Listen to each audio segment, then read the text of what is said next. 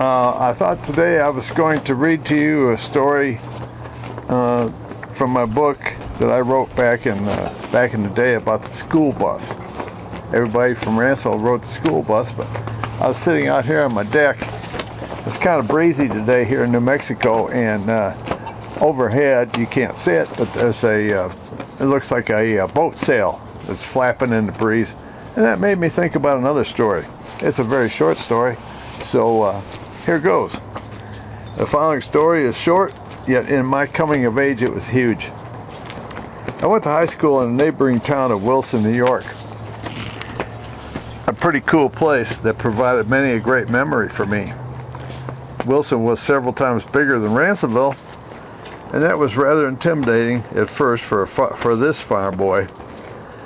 Wilson is located on the shore of Lake Ontario. They have beautiful summers, which make up for the winter winds that sweep across the lake from Canada. This is the background for a true coming-of-age story. Ed, most of you know Ed Goodnight from Wilson. He takes a lot of really beautiful, beautiful pictures of the lake and the harbor and all that sort of thing.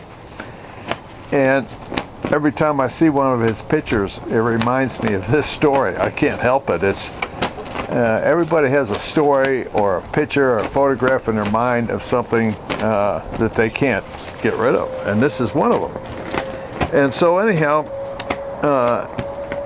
this in my book is a picture by Ed of the piers in Wilson that run out that keep the creek from sanding in solid, and it has a lot to do with them.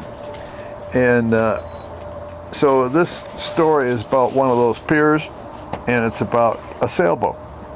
Not just a sailboat, it was the sailboat as far as I was concerned.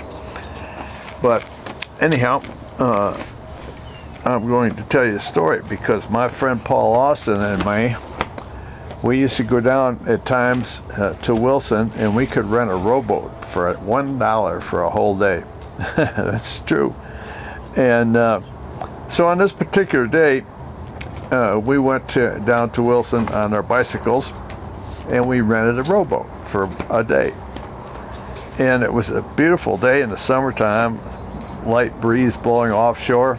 So we decided to roll out to the end of the north pier, or excuse me, the east pier, and which we did quite easily. And we went around the corner and tied off to it.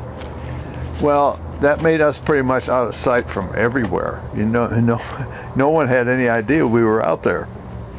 And so anyhow, we're tied off there, and we started fishing. Well, boy, the fishing was hot and heavy. We caught nothing. That was the normal for the day back then, because the chemical plants, etc., along the Niagara River, they pretty much decimated all the fishing. And so anyhow, we were trying to fish the best we could, and if we caught something, it was a miracle. But anyhow, this pier was a long pier that ran out in the lake, as probably most of you know that.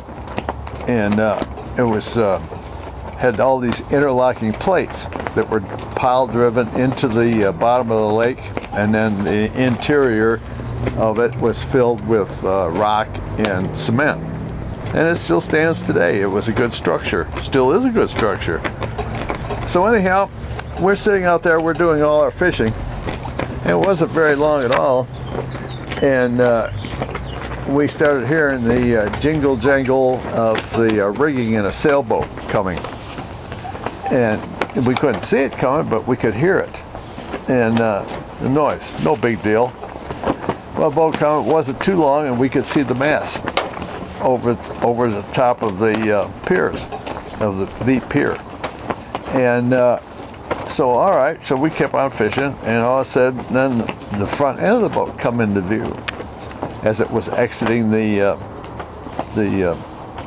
creek mouth there.